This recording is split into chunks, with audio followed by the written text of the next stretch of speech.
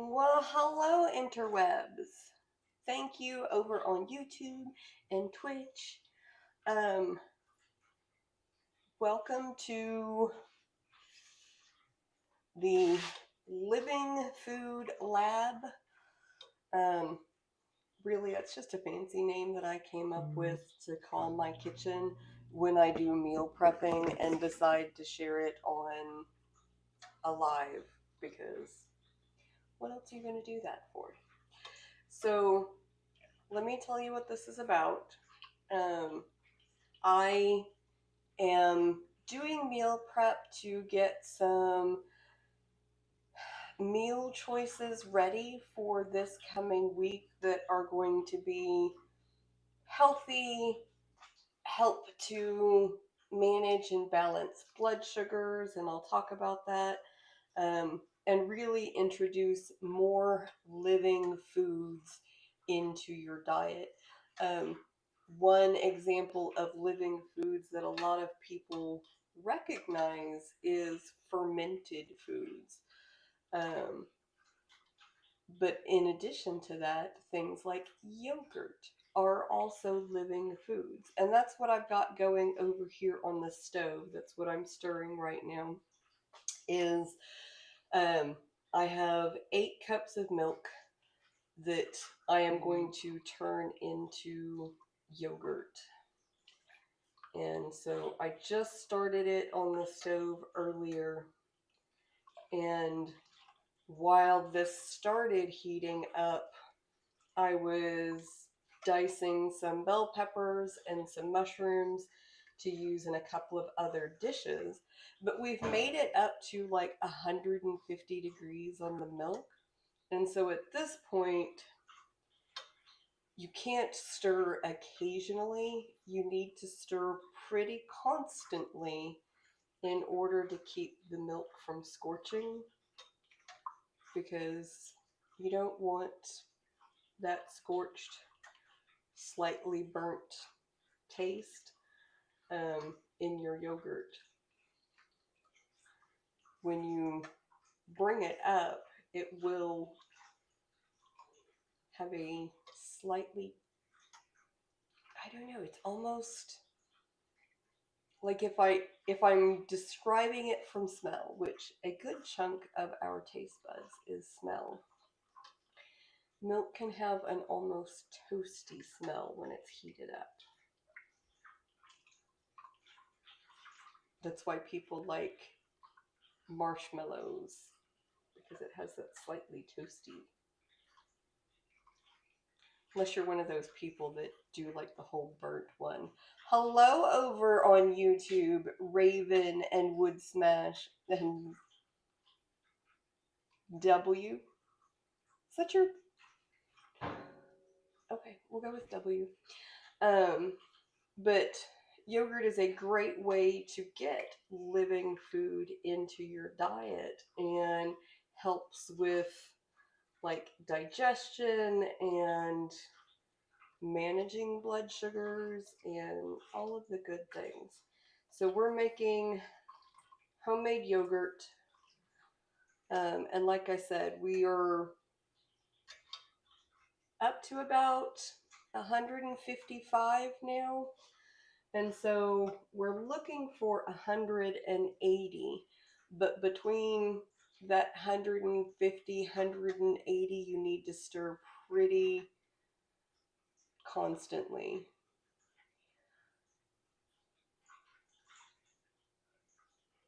You know, I make salads all of the time. I'm actually going to be making 2 salads a little bit later today as part of my meal prep. Um, and people think about salads in all kinds of different ways. And a lot of people think about salads as just being lettuce. And,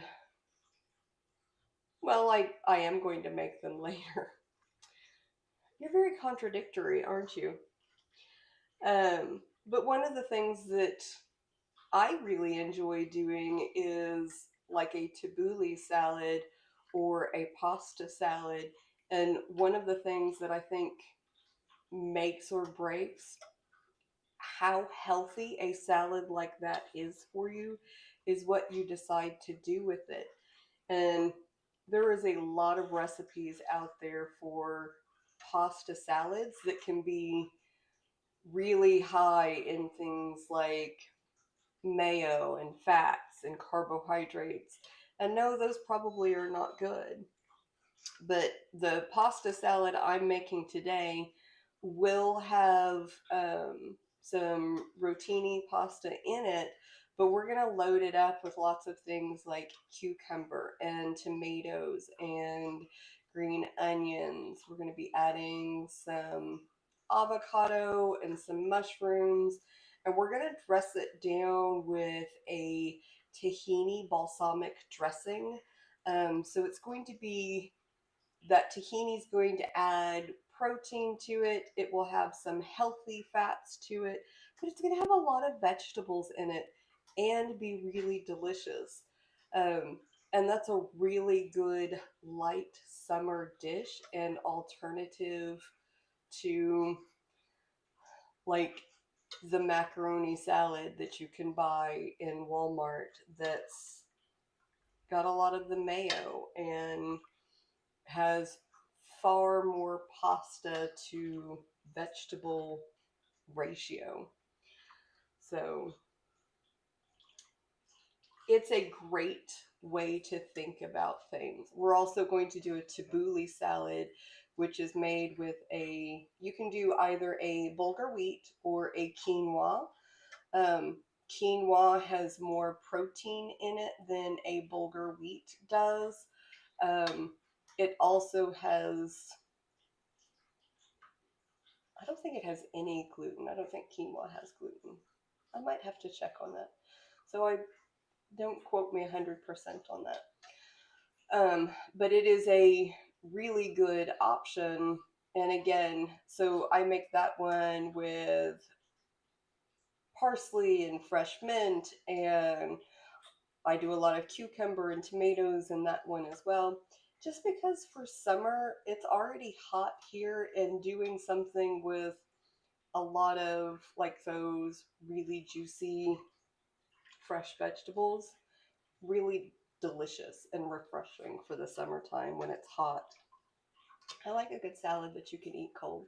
I also really like a salad that you can have ready ahead of time so that you can pack it for lunches, grab and go, or a really easy addition for like a dinner.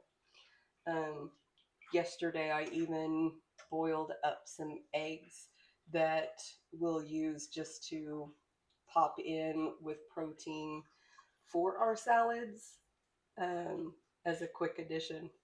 But my husband also really likes just snacking on them, and so he will go and do that. So I don't know what meal prep has to do with your right cheek, but I hope you're learning something, finding this mildly interesting. Watching milk boil, not the most interesting of things, but can be really calming, and it is really good for our overall health.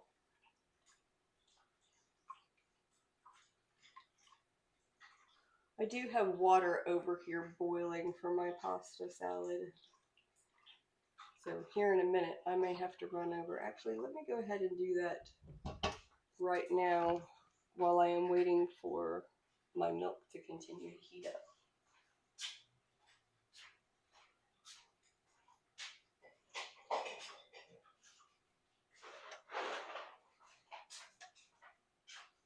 Aha! Okay, you made it all the way around. So I store my pasta in jars like this so that I can use it for as much as I want, and I don't use like a whole box at a time. Um, so where did it go?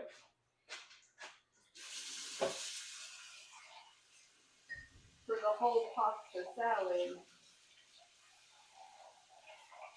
I'm only going to do 2 cups of the pasta. And we will probably do 3 to 4 cups of veg in with that 2 cups of pasta.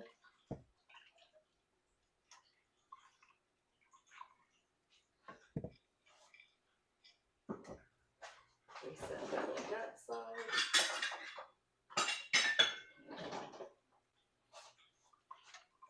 Real life cooking, y'all. Real life cooking.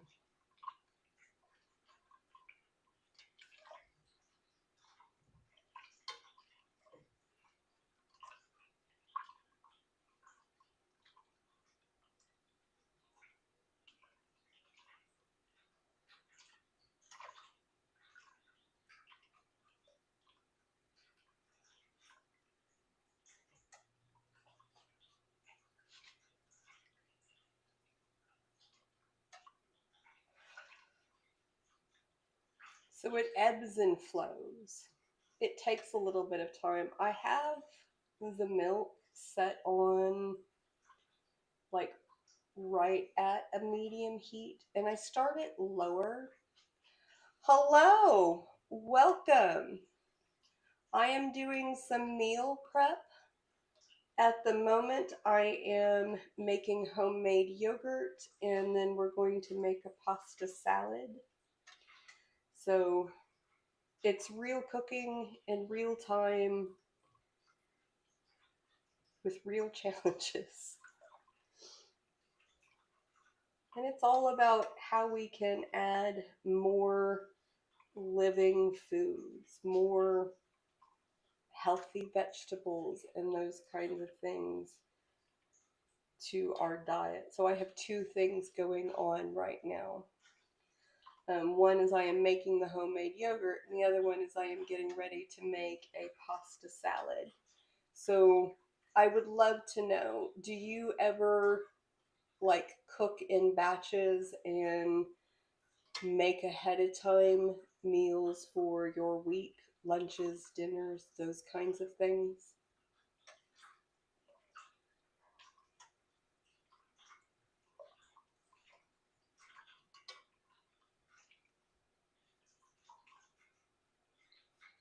Because otherwise, just kind of stirring. I am waiting. The milk has got to 160 degrees, but it takes some time to heat up because I don't want to heat it up too fast. If you heat it up too fast, it's more likely to burn.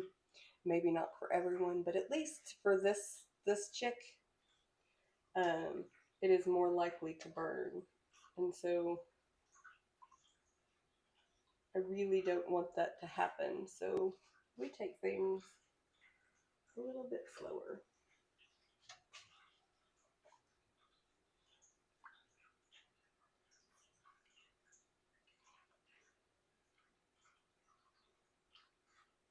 But we're at that stage where you have to stir constantly to prevent it from scalding or burning on the bottom.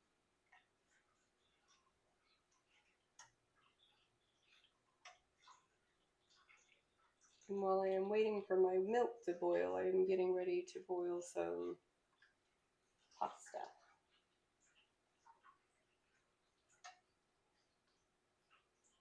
And that water I have on like full heat, and it's still taking a while to heat up.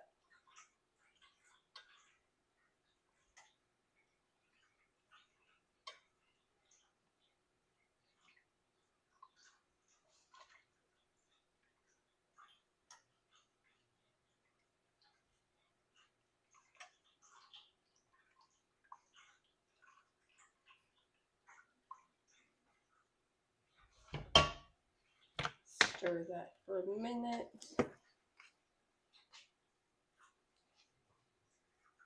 Look at my recipes.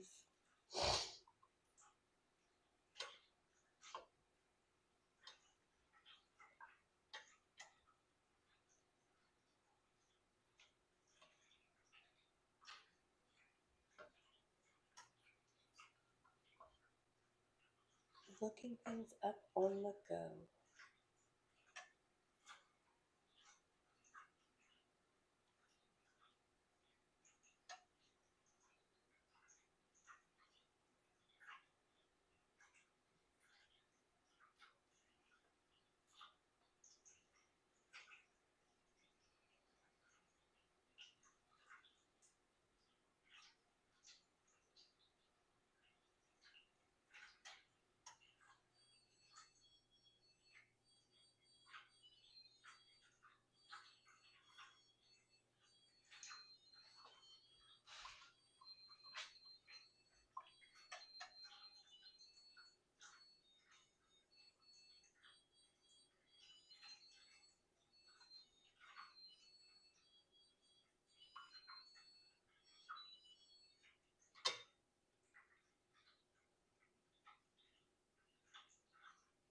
Anybody with me?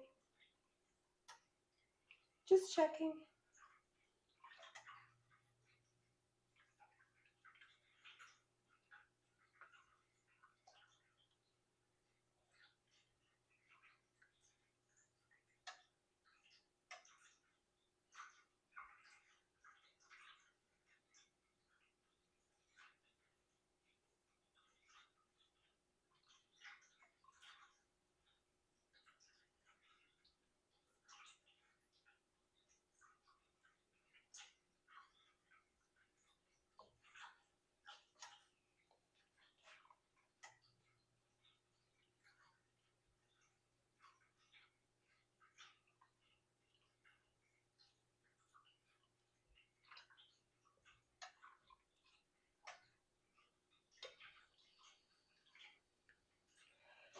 So while I am here live, let me bring you over here.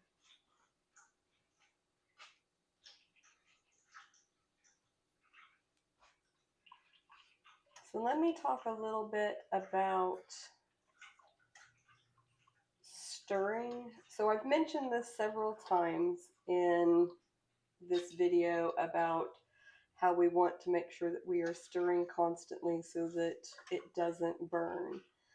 And you can see I am not causing a lot of disturbance, but I'm trying to make sure that I am moving across the bottom of the pot and getting all of the different areas to ensure that it doesn't settle or burn without splashing. And I'm making sure that I go through and get the sides so that you don't get any of the like foamy lip. You can see kind of right here where there's almost a hard line that will start to develop. So we want to make sure that we're getting that as well. Hello, welcome back. I don't know why, but if there's not a face, it has issues staying still.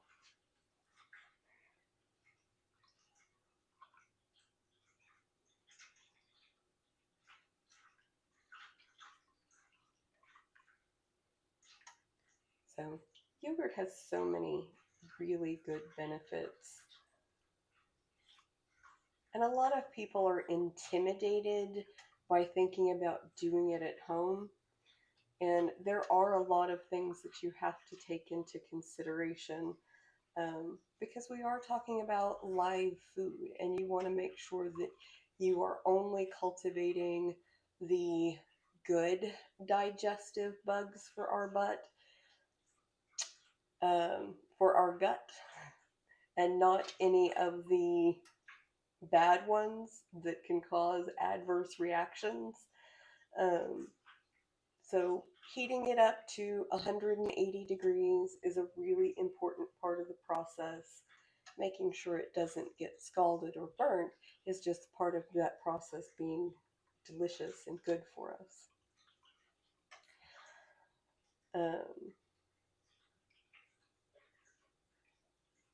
But it's good. It takes a little bit of time.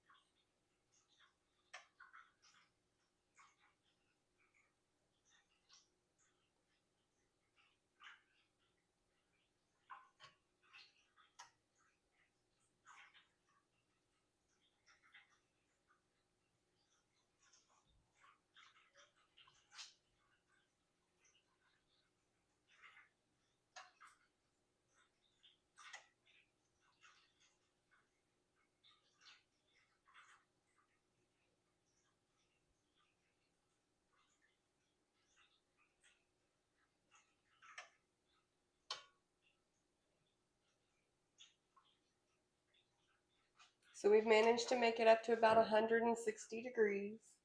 We're still stirring.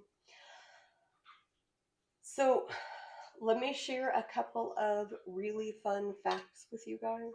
Well, they're fun for me, but I'm a nerd. So it may not be the funnest fact for you, but it's still good times. That A, yogurt, like I said, it is a living food. So it has those really good probiotics that are in it. And those probiotics can help with managing your blood sugar because it helps break down the sugars and the carbohydrates in foods. And because they are consuming part of that to fuel themselves, not all of that ends up going into your bloodstream. So, having a lot of those good probiotics in your system is very, very helpful. So, that is one cool thing that I wanted to share with you because a lot of people are like, well, how does yogurt control your blood sugar?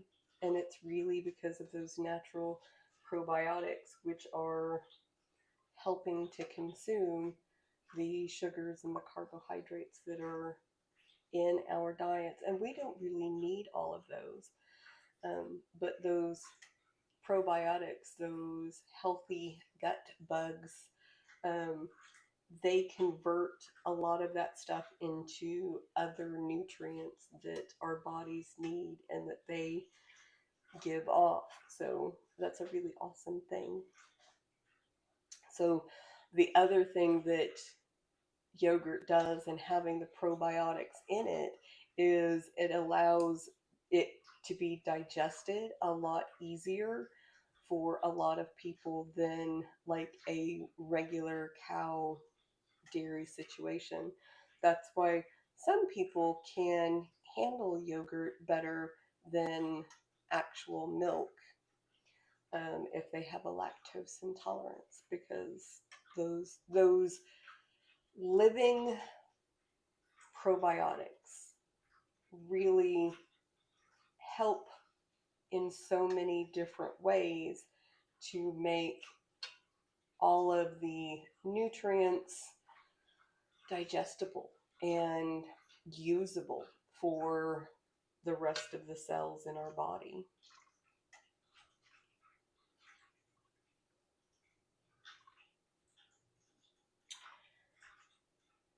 And I mentioned this earlier when I went live. I've actually gone live twice. I went live earlier and I started this project, and I don't know if you guys heard it or not, but my husband was yelling for me off camera, and I had to go and assist him really quickly. Um, he is doing some outdoor projects, and so not to go into the complete story, but I wanted to make sure that no injuries occurred from all of the things that he's doing outside. So I did stop earlier, but when I was on earlier, I do a high protein version of yogurt. So it's kind of like the Greek yogurts that you can find in the store.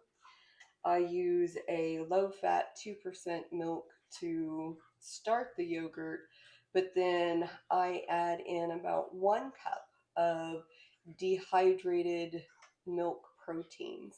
And so most of those and the one that I get are a low fat or skim milk version. So it's really just the milk proteins. It doesn't have the fat in it. But by adding that into my 2%, I still end up with a very low fat, high protein yogurt, and it will set up nice and thick. And it works really well like a Greek yogurt. That's also one of the reasons why I'm actually using a Greek style yogurt as my starter. And once you make a batch of yogurt, you can come back and just use the last bit of that yogurt to make your next yogurt. You don't have to buy a new starter every time unless something goes bad. But we went on a trip for a while, and while we were gone on our trip, the yogurt that I had in the fridge did develop a little bit of mold, as sometimes will happen.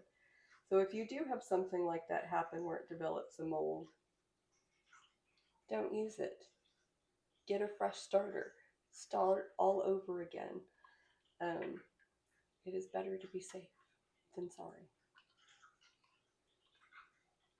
So this will be a really good high protein.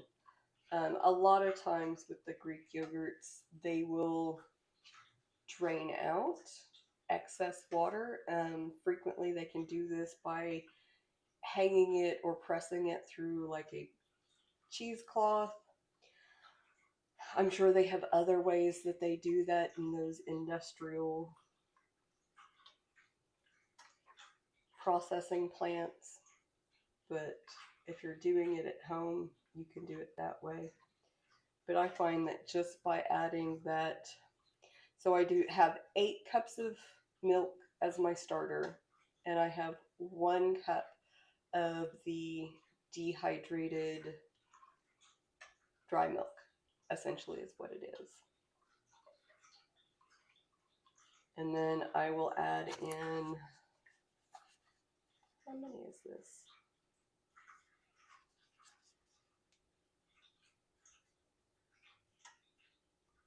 5 ounces. 5 ounces of a Greek yogurt starter.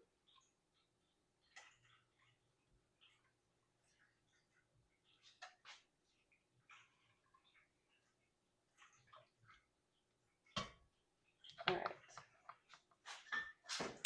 Leave that for a moment. My water is ready.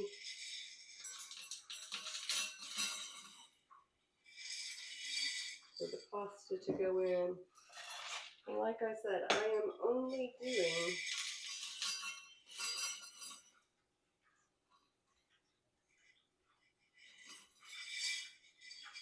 2 cups of the pasta. So I have about that left over.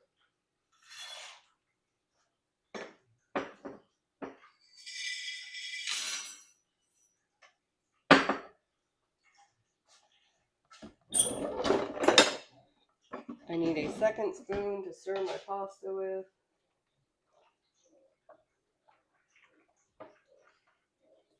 Stir that quickly.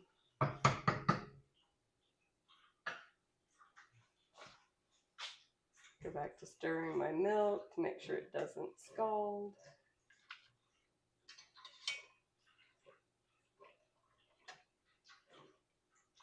It's a good thing too. As I'm stirring, that short little period of time, that short minute and a half that it took me to add the pasta to the water, I could feel where the milk at the bottom of the pan had started to build up, and if it had been allowed to stay there, it would have started to cook, and that's what will cause the scalding and the burning. That will change the flavor, and not for the good, in your milk and your yogurt.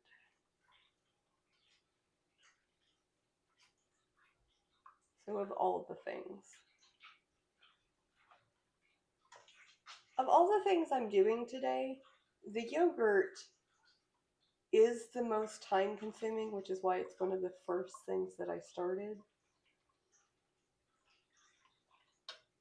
But there are so many benefits to being able to do it at home by yourself, especially being able to control how much sugar goes into it. Because a lot of times when you do buy it at the store, they have added sugars, preservatives, flavorings that are not so good for us.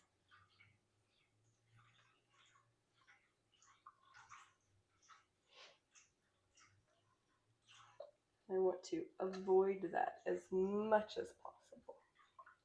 So I'm just going around like I was showing you earlier and getting anything that is building up on the sides. And it takes longer for it to build up on the sides, so you don't have to do that quite as often.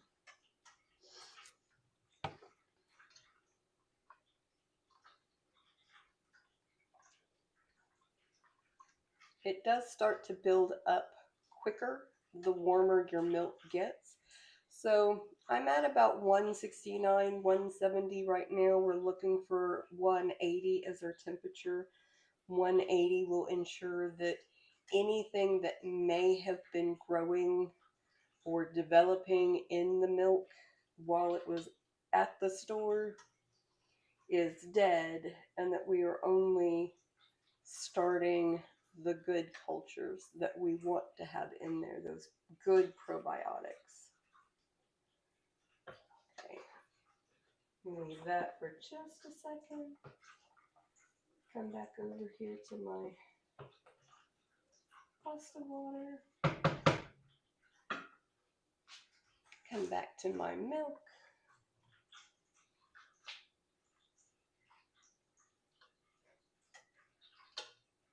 See, even in just that short time,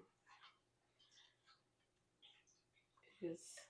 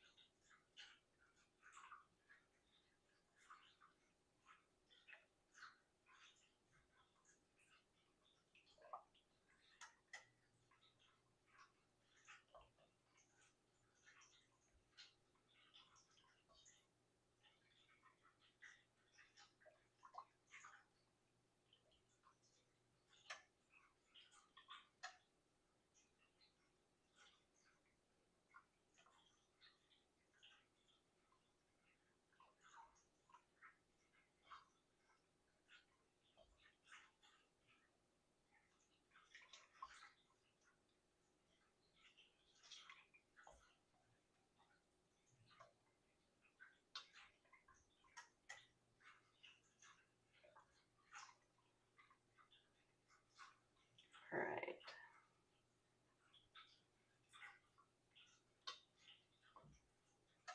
I adjusted my stove just a little bit. As the milk gets warmer, you can slowly increase the heat. You don't want to start on a really high heat, because if you have a really high heat and the milk is just coming out of a refrigerator or something else like that, it can take some time. So you don't want to start increasing the heat a lot. But for about every 10 degrees that my milk warms up, I will bump it up just a little bit. So my stove, it goes from low to high, and it gives me 2, 4, 6, and 8 in between. So there's essentially 10 points. I started off at about a 2 when I first start warming it up, and then I will end on about a 6 or a 7. With milk, I never put it up above that because it just will burn so quickly.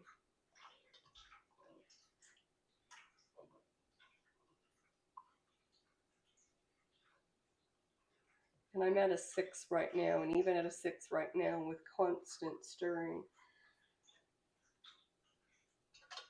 you can kind of feel when the milk starts to cook to the bottom of the pan. By the way, if you let it cook to the bottom of the pan and scald essentially down there, it does make the pan much more difficult to wash.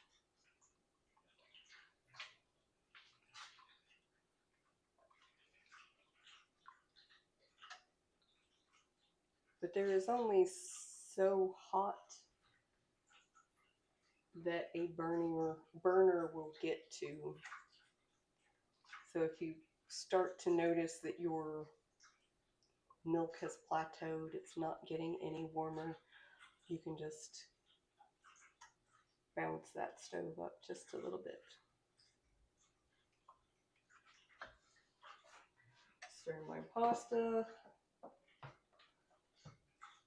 It's coming along nicely.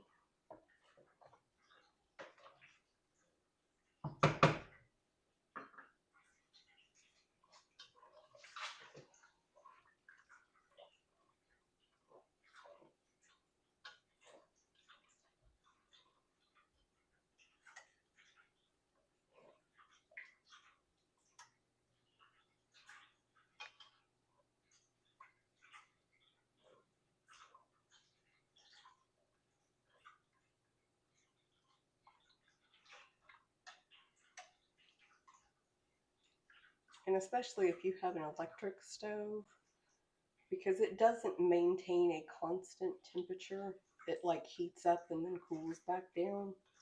You will see that same pattern in your milk. So like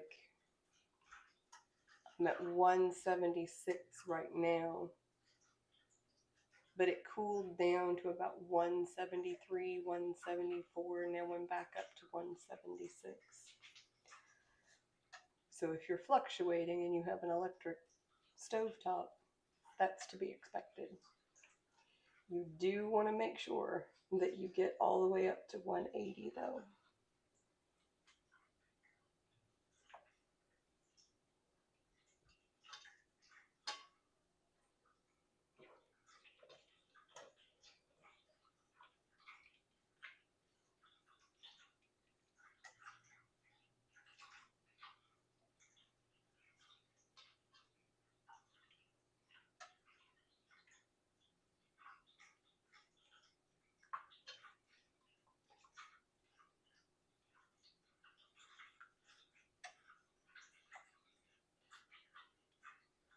Yogurt making has a very similar process to cheese making.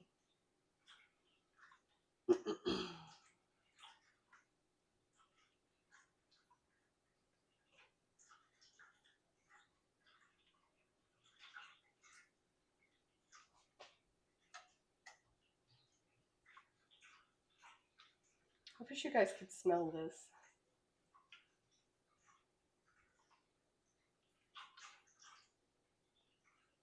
I know it's simple foods, but there's honestly a beautiful smell that comes along with it.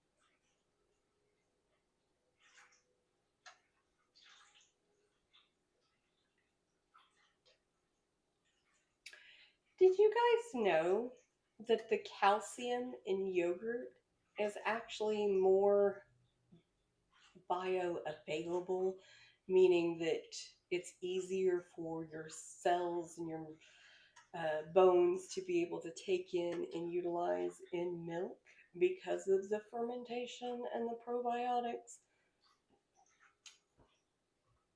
Like yogurt is really got so many amazing benefits to it.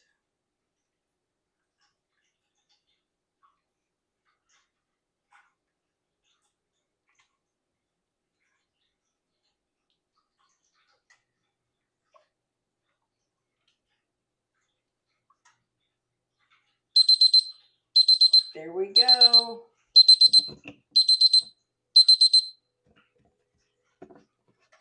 All right. So that's hit 180. So I can move that off of the burner, which is perfect timing.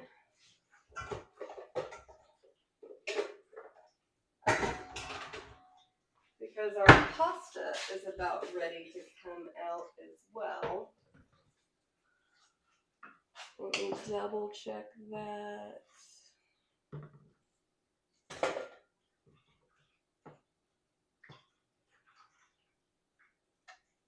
Yes, our pasta's ready too. So even though we've taken that off of the stove, that pot is still hot, so you still want to stir it. But we're going to take it out of the pot here in just a moment. Hold on, let me reach by you. Oh my goodness, I'm so sorry. Didn't mean to be all up in your grill like that, but my mitt was just behind you. So, we're going to take our pasta.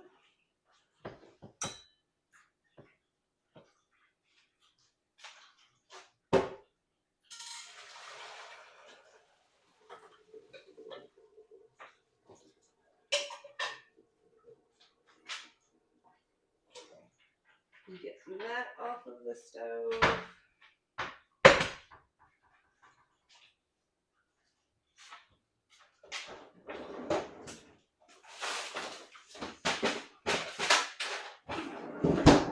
Let me come grab my bucket of ice. And we're going to take the ice and we're going to put it right on top of our pasta. And that is going to cool that pasta down. I'm going to grab another bowl because we are ready to cool down our yogurt as well. Before we add the culture to our yogurt, we need it to come down to 110 degrees.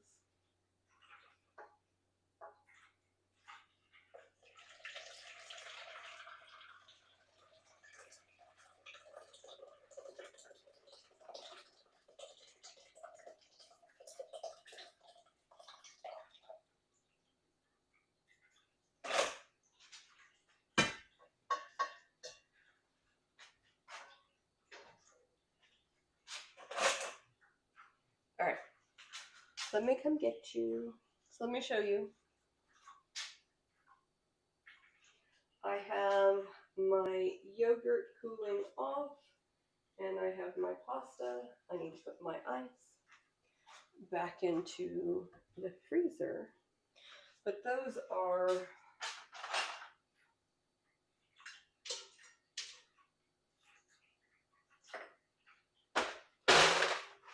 ready to go.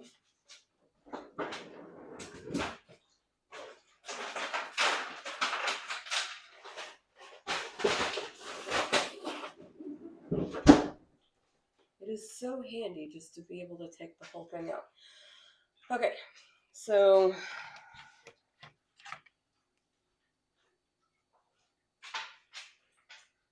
I need to get my little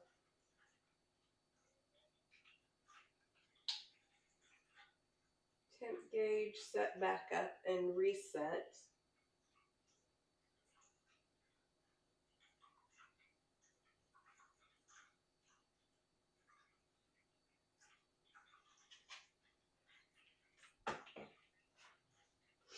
And then I will just have to go back over and check on that. So while we are waiting, right? Because that's the way cooking goes. There's stuff that you do, and then there's things that you have to wait for. And so having other things to do while you are waiting, super wonderful.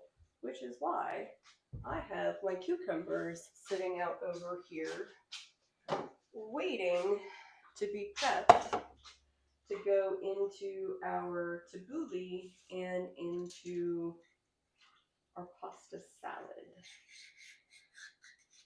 So I'm just going to start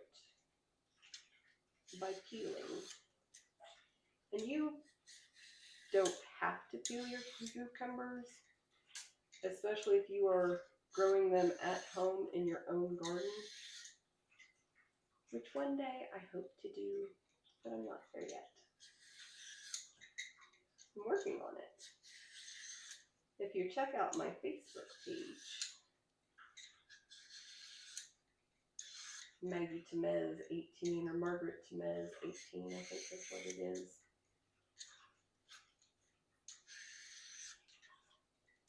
Or my page, Running Fox Living Food. I have pictures and I share on there quite frequently what I am doing to get my garden ready so that next year I can grow vegetables. This year I have pots and I am growing some small things. I have like my thyme, my basil, mint, green onion. Okay, so earlier today when I was on, I shared with you how if you peel a mushroom, that is one of the tips that like separates Michelin star restaurants from everyone else. This is my next one. You want to de-seed your cucumbers. So you can just take a spoon and scrape it along the inside. Let me move you over here. Flip that around. Okay. Please. I have a little thing that follows me, and sometimes it looks at the stuff I want it to look at. And sometimes it gets interested in things that I have no idea why. And it wants to go do that. So if you just take the seeds out, it's a very different experience. And I like just to run my spoon down either side. Now, most of those seeds are not developed.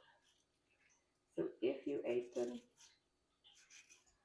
like, it's not going to be a big deal.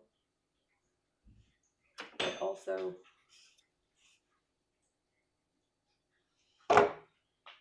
it's kind of a big deal. Okay. So we're putting these in a pasta salad, and then we're putting them in a tabbouleh. So for the pasta salad, I am going to do thin little moon shapes. And then for the tabbouleh,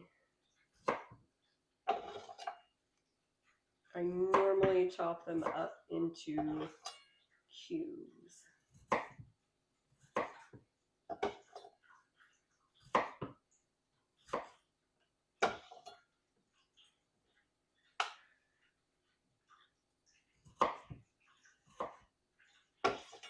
I don't know if they will be cubes, but fun for me at least. I'm weird, I'm a nerd, I embrace it. But you can take these little cucumbers and cut them into like little 1-inch boats, I would say. And then if you fill that up with things like hummus or peanut butter, they make an amazing little appetizer snack. So good.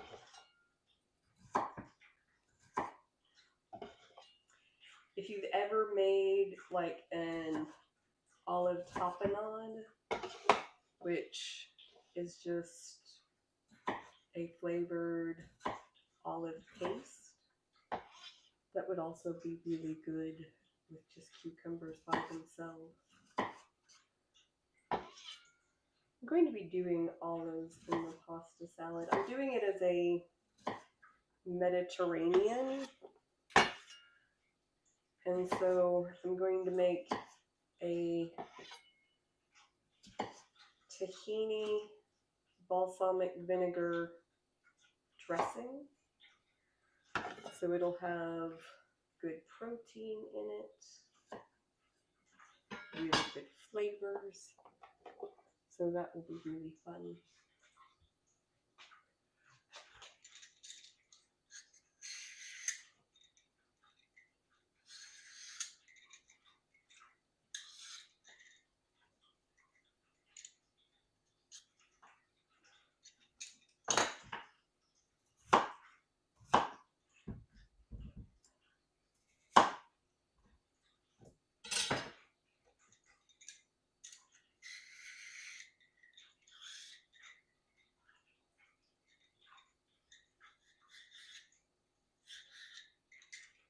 It doesn't really matter whether you chop the ends off before or after.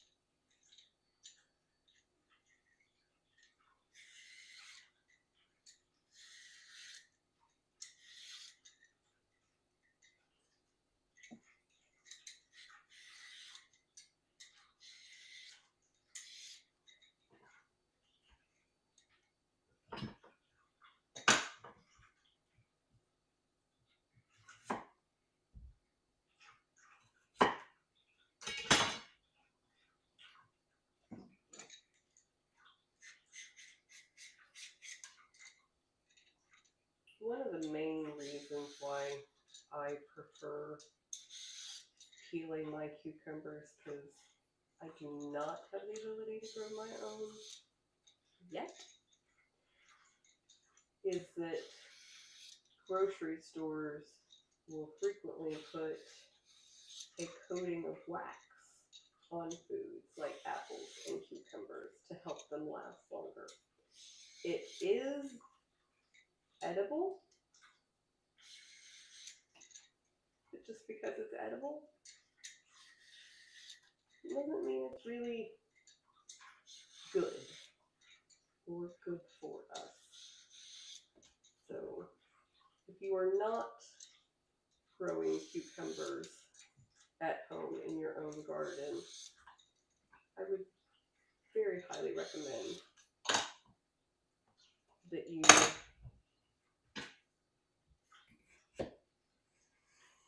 peel your cucumbers.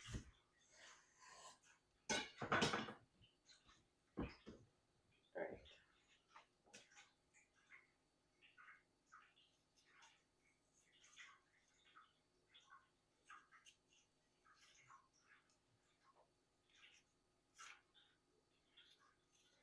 After careful consideration over the last 5 minutes, because as soon as I said I was going to cube them, I started questioning that decision.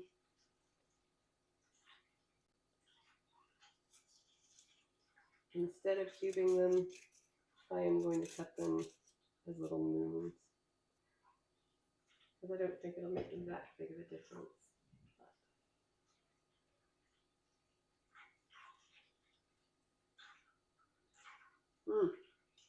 Another reason to take seeds out. So most of the moisture is going to be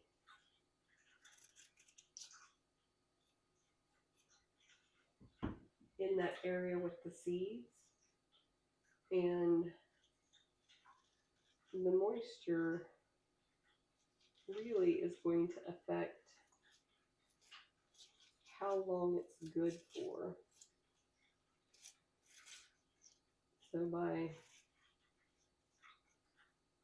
removing that part and then storing them in the refrigerator, they will hold up longer. Okay, so if you have hollowed out your cucumbers, you can stack them up like this where they're kind of nestled inside of each other. And then you can hold them all together and chop them all at one time.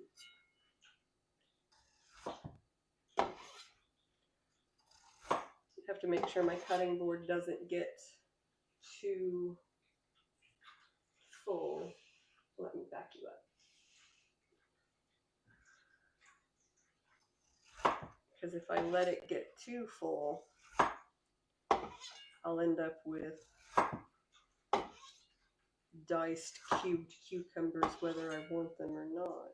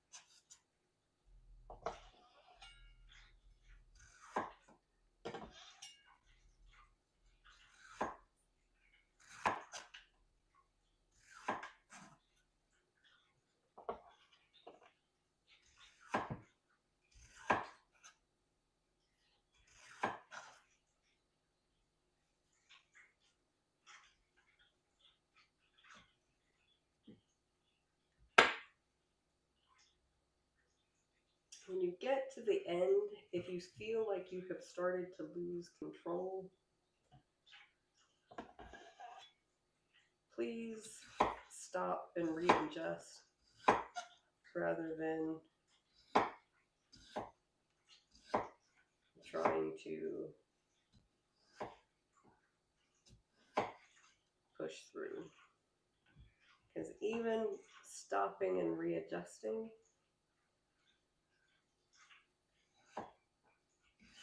you're still going to save yourself a lot of time.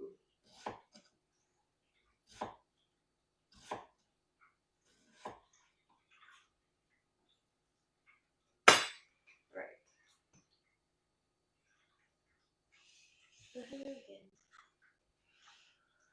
Okay, so as you can see, my container is nice and full. This is going to be enough for both a tabbouleh and a pasta salad.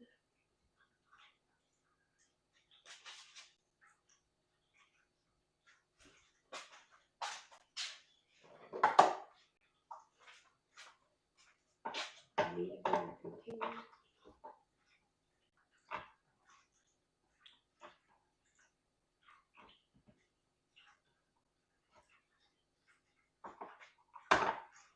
I'm going to take a little bit out of here.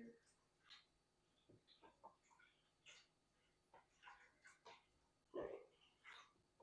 That's good. While I'm over here, I'm checking my temp.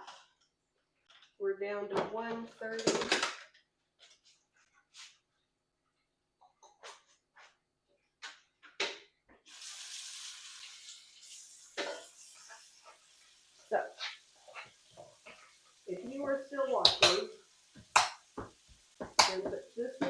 refrigerator. And then we have one more thing to do.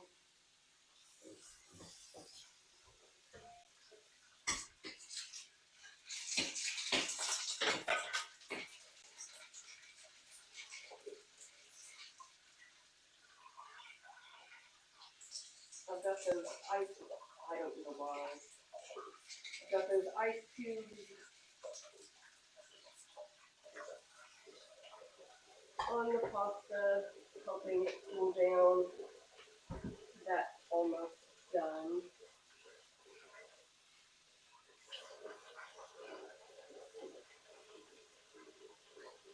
That's better. Alright.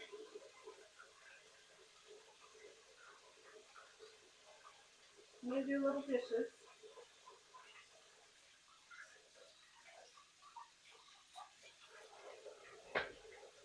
And then the other thing that I'm going to do is boil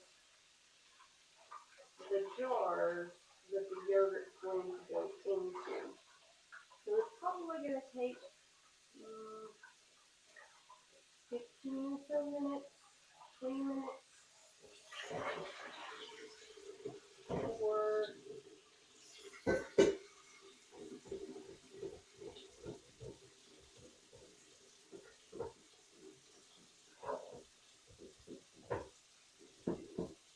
the milk to finish cooling down.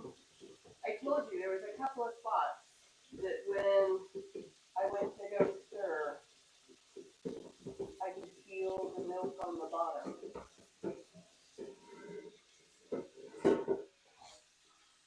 And sure enough,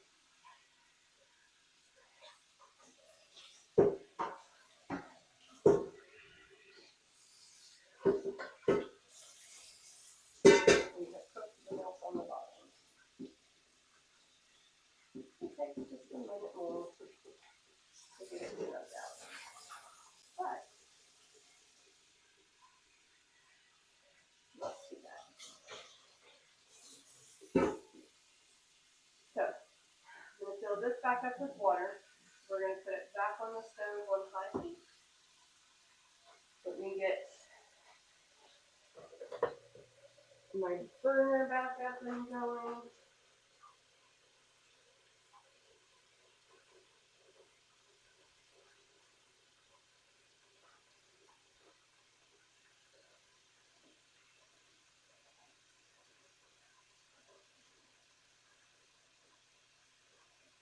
So we did 8 cups of milk, 1 cup of dry, which really shouldn't add any volume. So we're probably going to need 8-ounce jars, 1 cup jars, for the yogurt to go back into. Alright. When we're ready, we will go and milk it across the kitchen.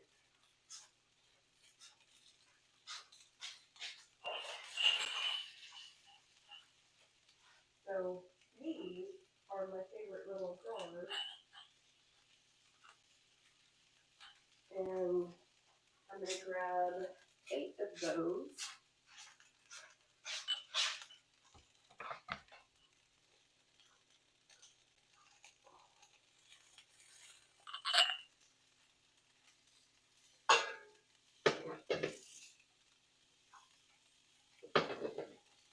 That water is not boiling yet.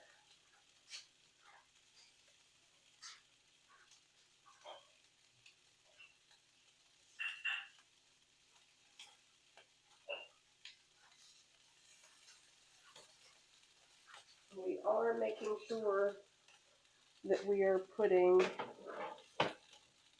what are you looking at? Stop it.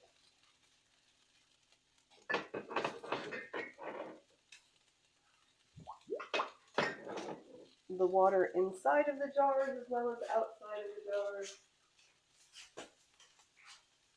So that everything gets up properly. Okay.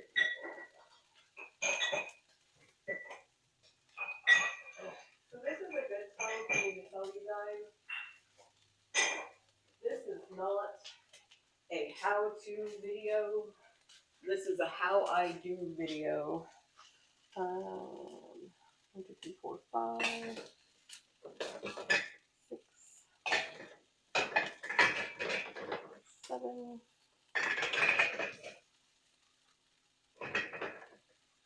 and 8. The other reason why I do 8 cups is because 8 of these little jars fit into my container and it works out great. Okay, so while I wait for the yogurt to finish cooling down and for my jars to boil,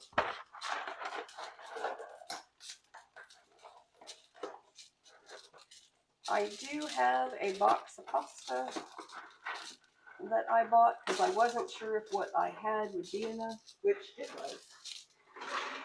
So I hope you will be able to see this.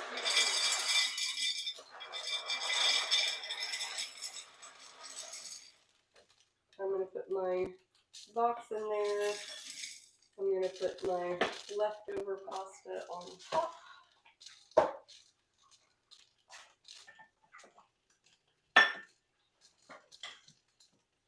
And then that's ready to go back over. Still at 127.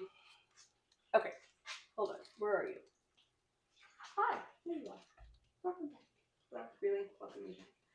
We were watching jars boil. Water boil. Whew. So interesting.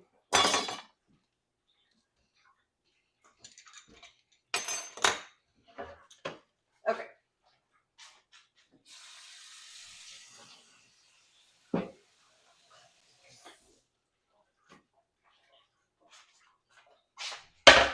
It was just cucumbers on here, so just a quick rinse. I am now going to get tomatoes ready to go into the tabbouleh and the pasta salad. And then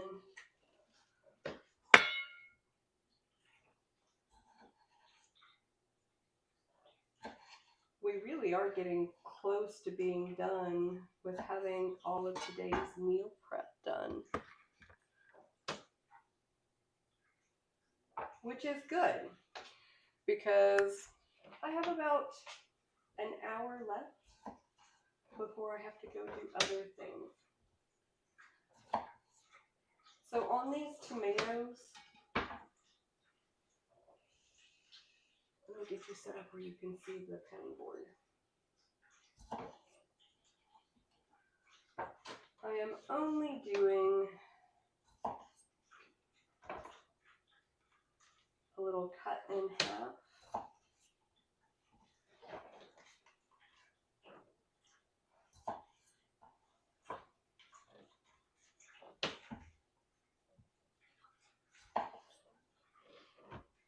Because I want the tomatoes to be able to hold on to as much of their juice as they can. And then that will end up combining with the other flavors in the tabbouleh and the pasta salad. And that will be lovely.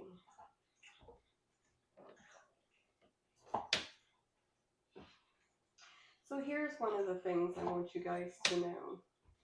Like, I am getting so much done. And I know we've been here for, I don't know, I started this a little after 10:30.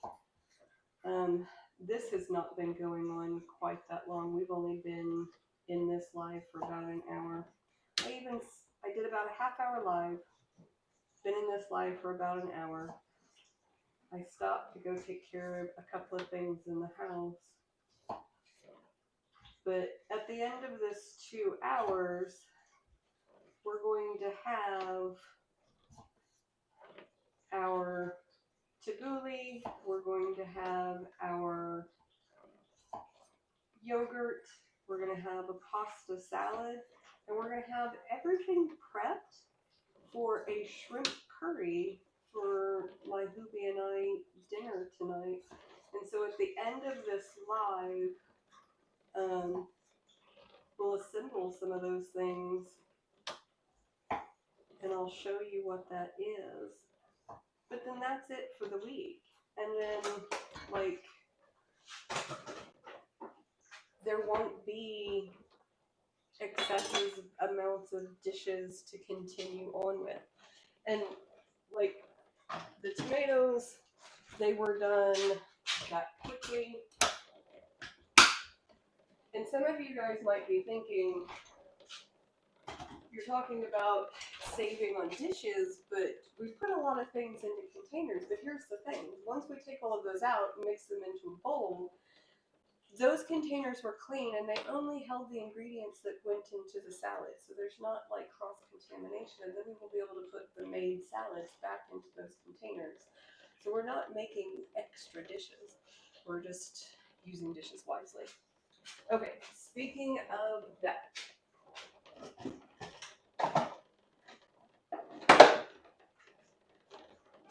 We do need to get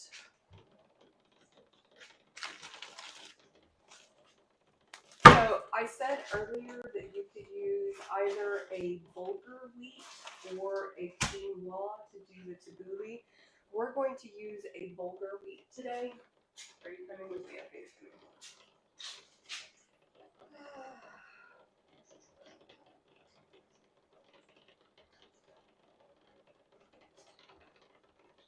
where did I put it? Oh. So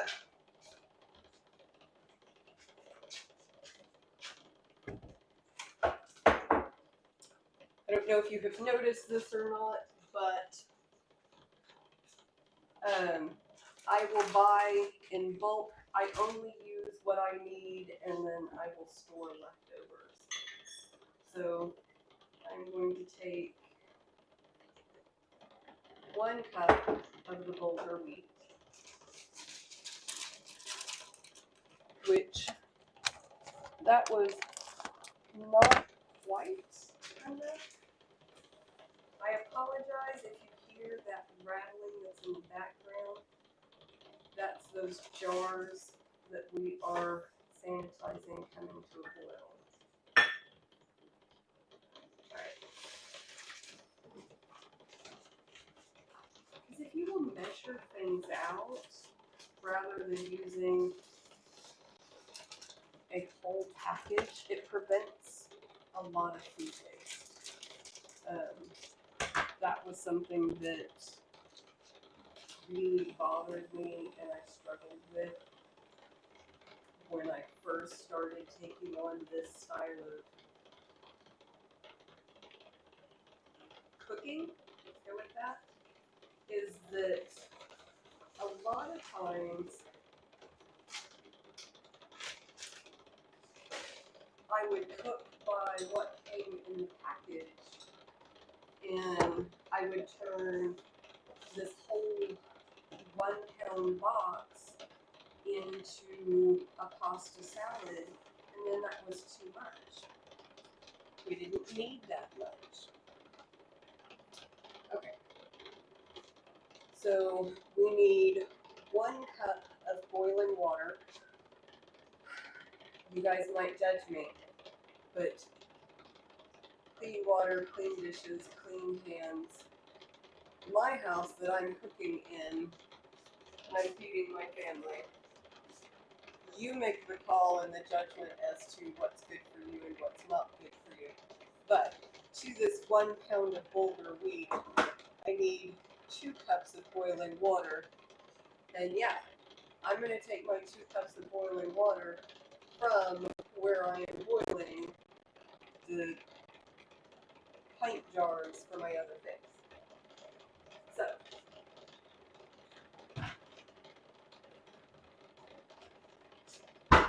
they are almost boiled. Oh goodness. I don't know if you guys have been able to hear me at all for a lot of that time because I took off my mic and didn't notice that. I am very, very sorry. I am very, very human.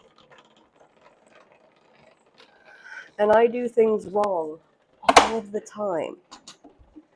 And if I can do things wrong all of the time and still have lost 160 pounds since I started changing my diet and living this way, and got my A1C from 12 down to, I think it was like 5.4 on the last one. You guys can do it too. And listen, I am not that skinny chef. I don't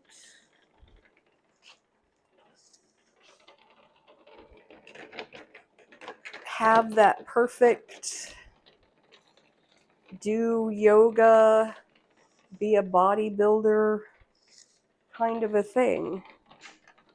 But you don't have to live healthy. You don't have to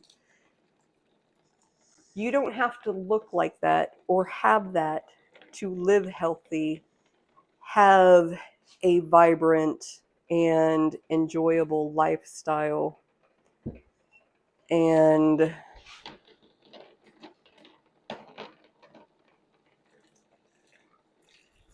still be able to do things like enjoy a little bit of ice cream with dessert. And enjoy a little bit of ice cream with dessert does not mean eat a whole pint of ice cream in one sitting or a whole tub in a week or less. Those were things that I did when my A1C was still at 12.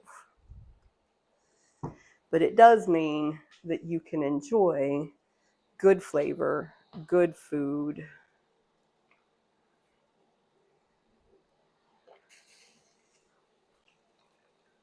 All right. So I have my 2 cups of boiling water in the bulgur in my wheat. That is BULAR, just in case you're wondering. I am going to let that steam on the countertop and cool down. And then by the time we're done with the yogurt, we should be able to assemble all of our salads. Okay, so we are down to 118. Not exactly where I want to be, but pretty close.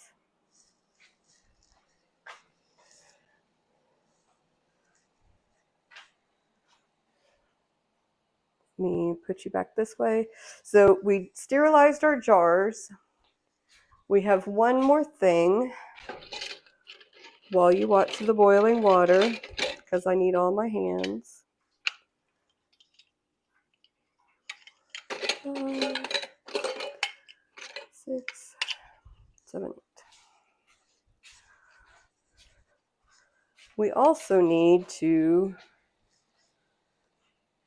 boy, these just got you jumping everywhere. Let's stay over here. These are little lids, and we are going to sterilize those as well. So we're going to drop those in.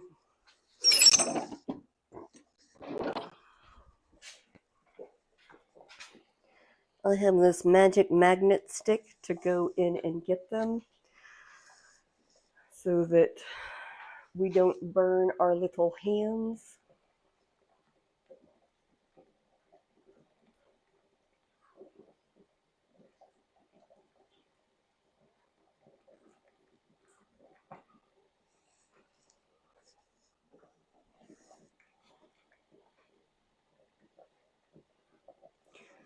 So while we're waiting for those to boil for a few minutes to make sure that they are sanitized, Did you know that yogurt has been being made for at least 7,000 years? And there is evidence from Neolithic pots that are almost 15,000 years old that people were making yogurt all the way back then.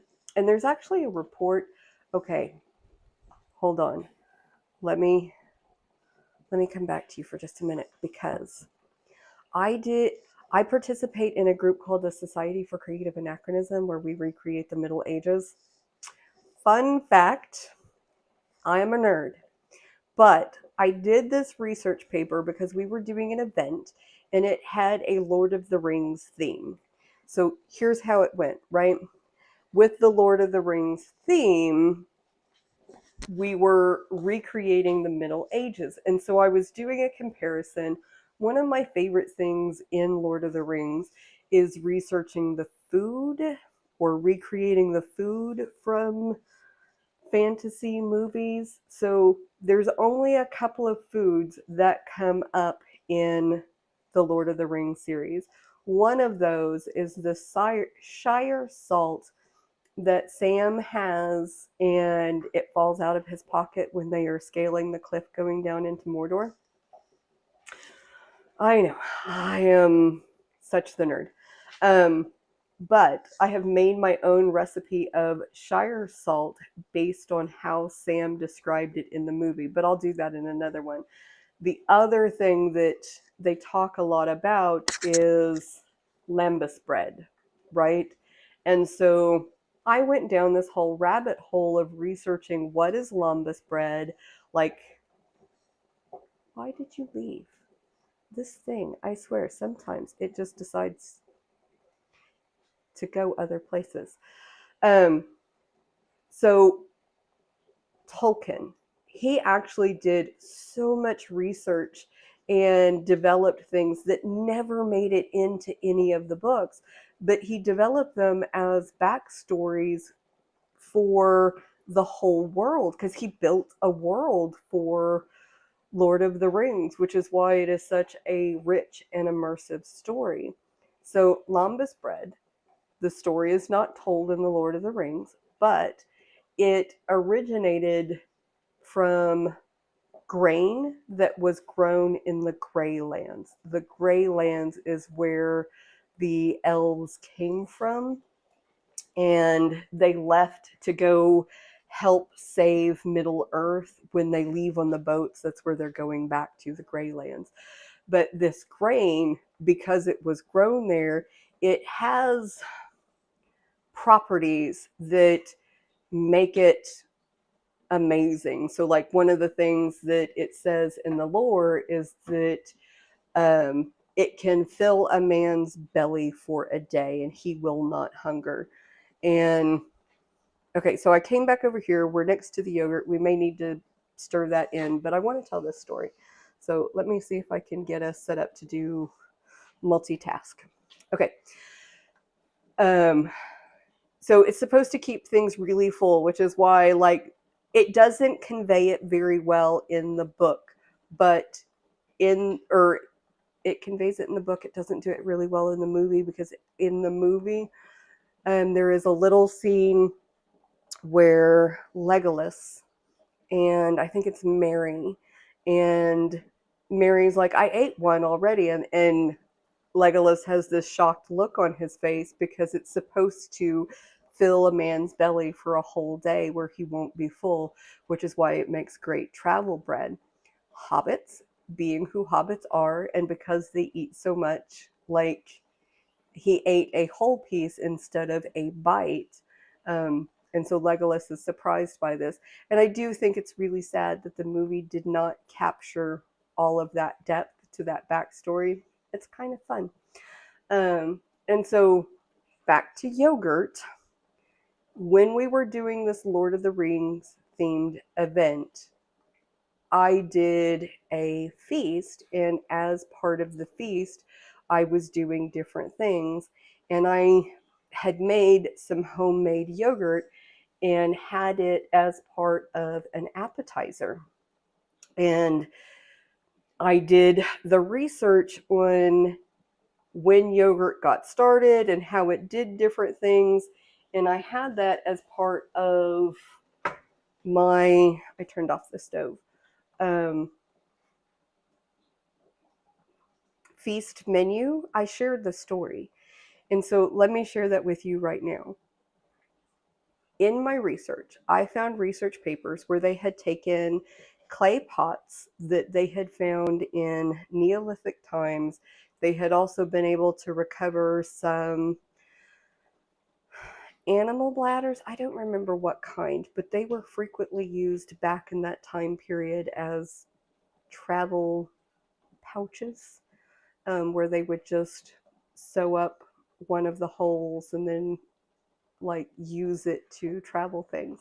And so they had started farming in what is the word that I am looking for?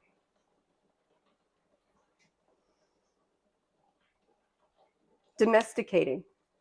That's the word, domesticating. They had already started domesticating animals like sheep.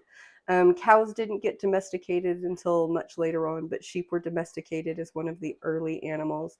And so there is evidence that they would allow the milk from the sheep to ferment and to culture. All right, we have hit 110. And then they would consume that fermented milk as part of their diets. You ever have a thing and you know you had it, you don't remember what you did with it, you have been to 12 different places.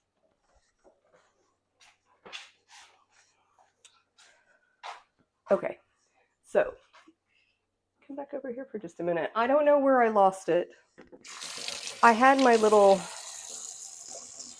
stir stick thing and it got lost. But I'm going to wash my whisk real quick. I'm telling you, this is real life cooking, real life problems, real life making it work. Okay. And I am going to take my yogurt culture and add it into my milk. You can see, maybe, where is the camera? It's a little bit lumpy. I've let it warm up on the counter. I did that intentionally. Again, you don't want drastically different temperatures, but the other thing is that there are these live little things inside of the yogurt. That's what we want to cultivate. But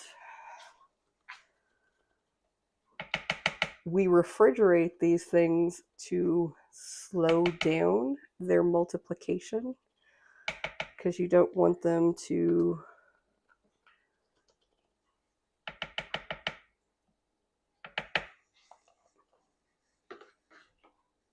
overpopulate. But we're about to introduce them to a whole new source of food in all of this milk.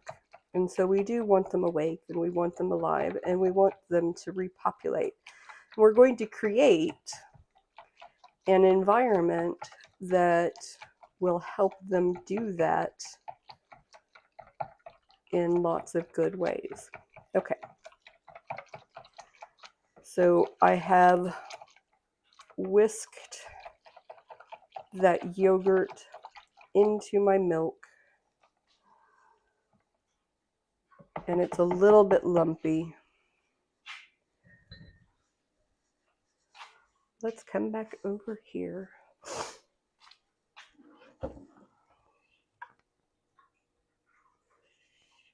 Actually, let me flip you to the back. There, that'll be a much better view, I think. So these are the jars that we boiled.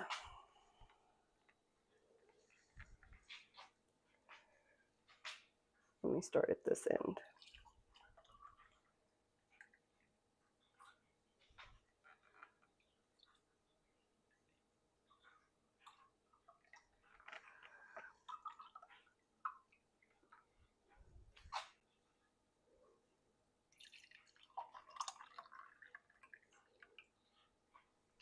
And I'm just using my little spatula to help make sure it doesn't overflow. I apologize if my arm is in your view.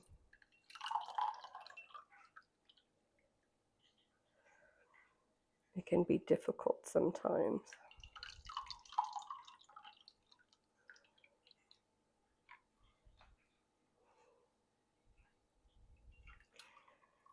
And those little chunks, those are from that yogurt culture that we just added in. All right, who's a little low? You could use a little more. You could use a little more. You could use a little more.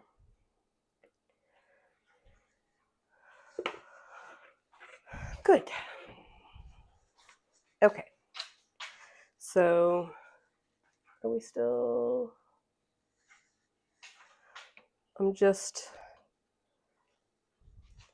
grabbing the little lids. I'm going to shake them off a little bit.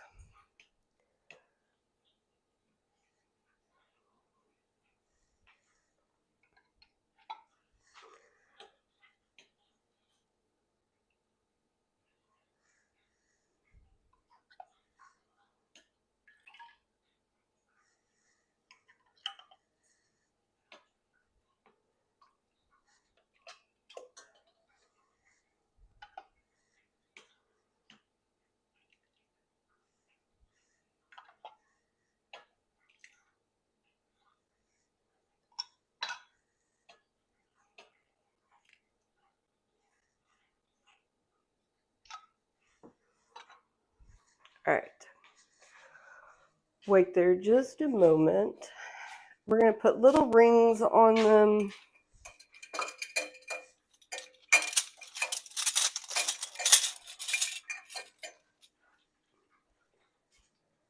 And then let me grab my little tray.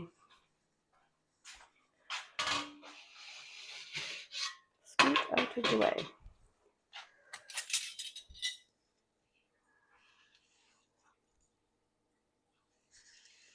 Hello, welcome back.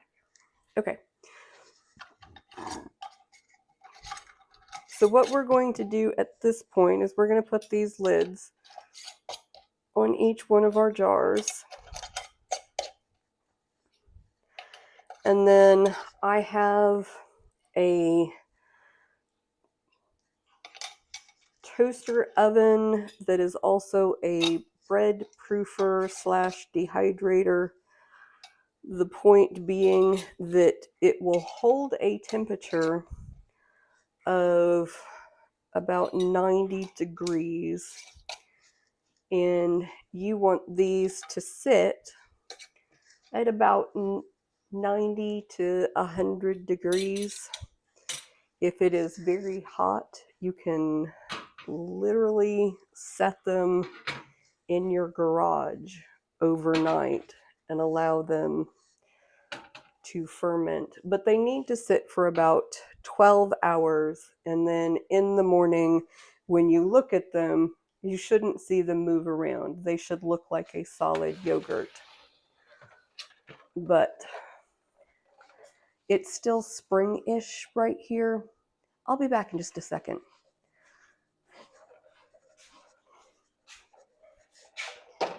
So these are going to my dehydrator and not my garage. Because I think we're supposed to get down to like 60. Okay, come with me. And let me flip you around. This is my little fancy thing. So I'm going to take it down to 90 degrees. And I'm going to set it for 4 hours. Okay. Let me do time check real quick. Ooh, we're doing very well. Okay, so I have about 15 minutes, but we're about done. So you guys remember this? It was that bulgur wheat. It has completely soaked that up. It's about ready to go.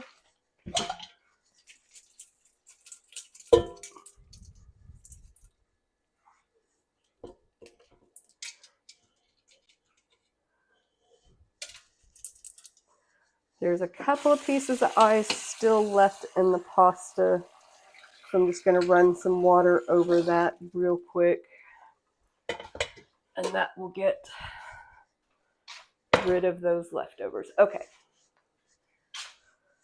So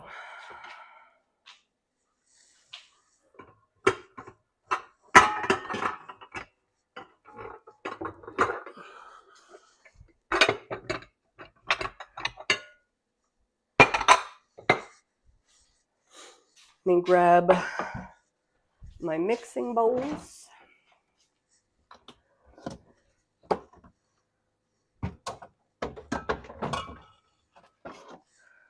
We've got peppers. We've got onions. We have mushrooms. We have tomatoes. And we have cucumbers.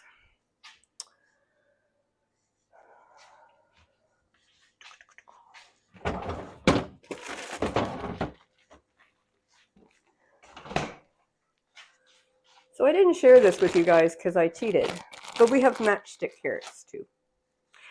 All right, so let's start with our tabbouleh. And I washed it earlier.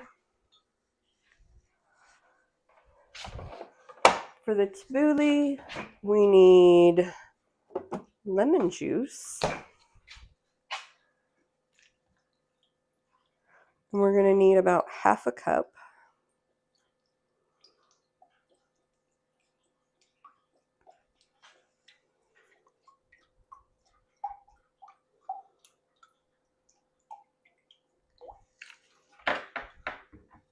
So we have half a cup of lemon juice. This is an olive oil. And you want about 3 tablespoons in there, or a quarter cup. A quarter cup is 3 tablespoons. So you'll see we are now up to 3/4 of a cup. Let me come over here. Make sure you guys come with me because we need our mint and our parsley, our garlic. Where's my onions? No, that's sage.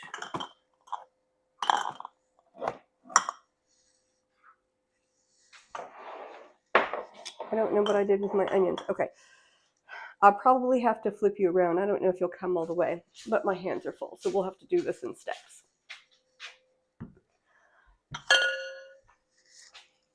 Oh, hi.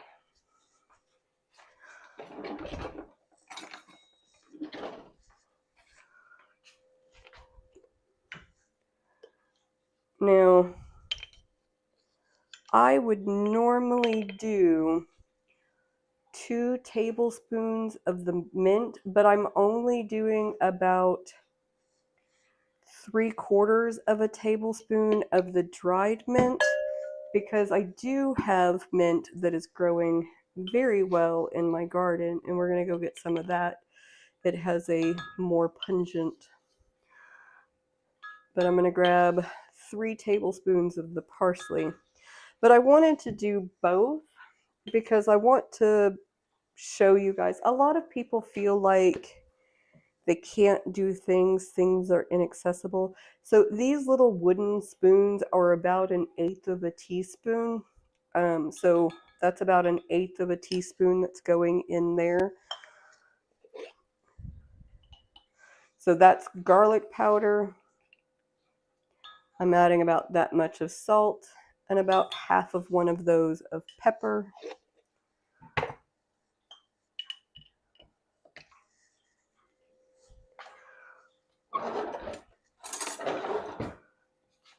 I'm going to stir this with a fork because then I'll use the fork to fluff and mix. Okay, that needs to hydrate for just a minute. And while that hydrates for just a minute, let me bring you, and we're going on an adventure.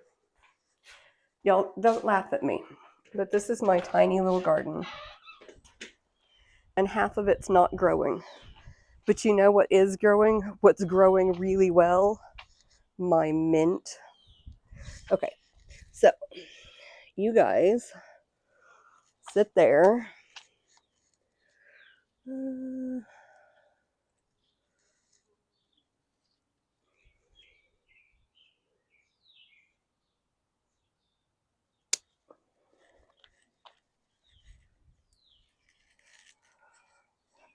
And let's take our mint back to the kitchen. All right, I need a hand, so you stay. Delphina really wants to help garden.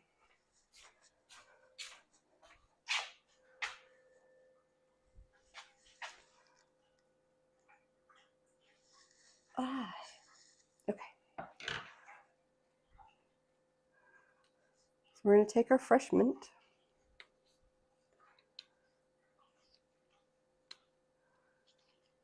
I'm going to take off just a couple of leaves, so that's 4 leaves.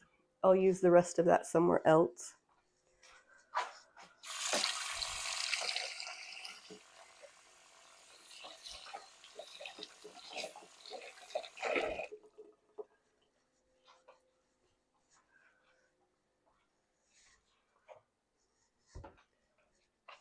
Sorry, guys.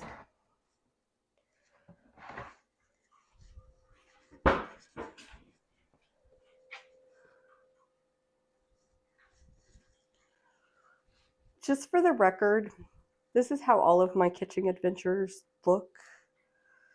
So if your cooking looks erratic, you're in good company. Most of the world does. A lot of what shows up on YouTube and Instagram, especially in those shorts and those reels, they're things that people have worked very hard on to put together, but it's not what real life looks like. So I'm just going to use my scissors. Oh God, that smells so good. You know, I probably shouldn't have put in any of the dried mint because this is so beautiful. All right.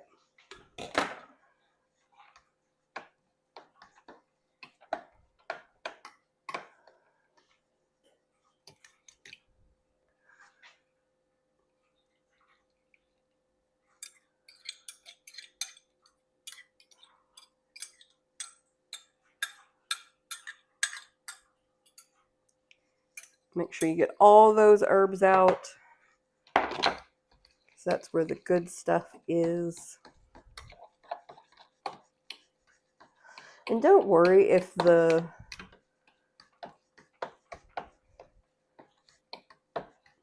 bulgur is a little bit watery. It will continue to soak those up. And you want that lemon juice and herbs to infuse into the bulgur as well, and it'll kind of make a little thing. Okay, so 1 cup of the wheat. I'm going to do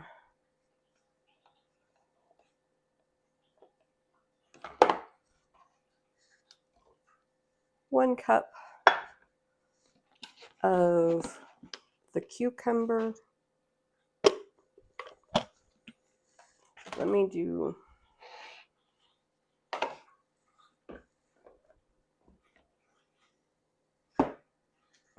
get my bell peppers. do my bell peppers next.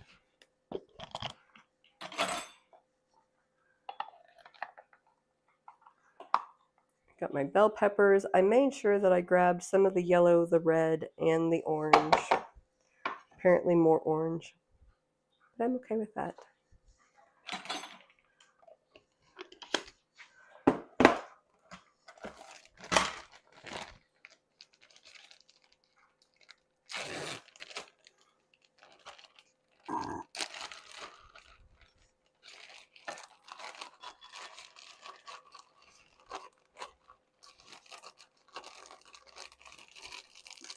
About a cup of the carrots. Do you see where this is going?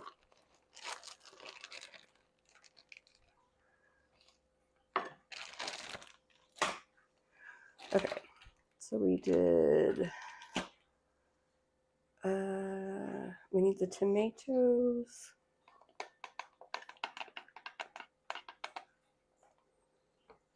About a cup of the tomatoes.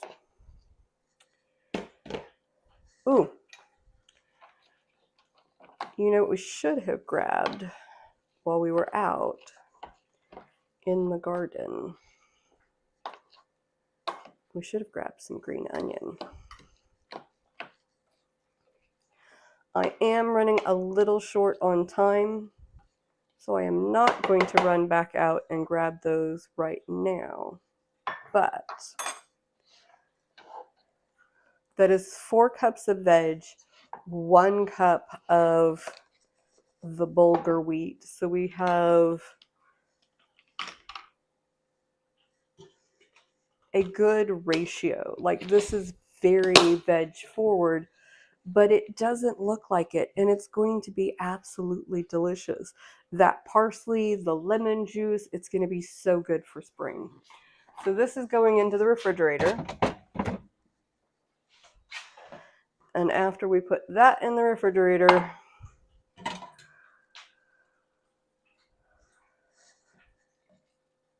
okay, so I do have another thing that I need to go to. So I don't have time to make the salad dressing right now, but we're essentially going to do the same thing with the pasta salad. We're going to add the cucumbers. We're going to add the tomatoes.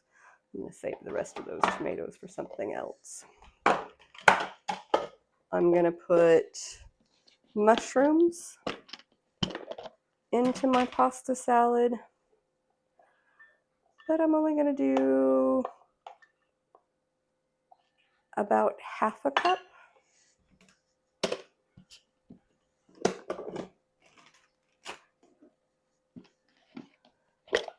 We're going to do the bell peppers.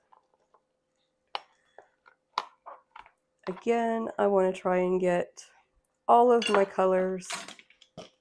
Did you know that bell peppers have more vitamin C than like orange juice does? And half of the sugar. So it's a fantastic ingredient to include into all of your meals. Okay, so let me give you a quick rundown of the dressing that's going to go over this. I'm going to do a 1/4 cup of tahini. I'm going to do a 1/4 cup of balsamic vinegar, and then I am going to do about half a cup of plain olive oil. That's going to get blended together. I'm going to add a little bit of salt, a little bit of pepper, and then we're going to add in, oh, I almost got, there's olives that are going in here. I have some beautiful green pearl olives to go in here. So with the dressing, it's just going to have garlic, it's going to have onion,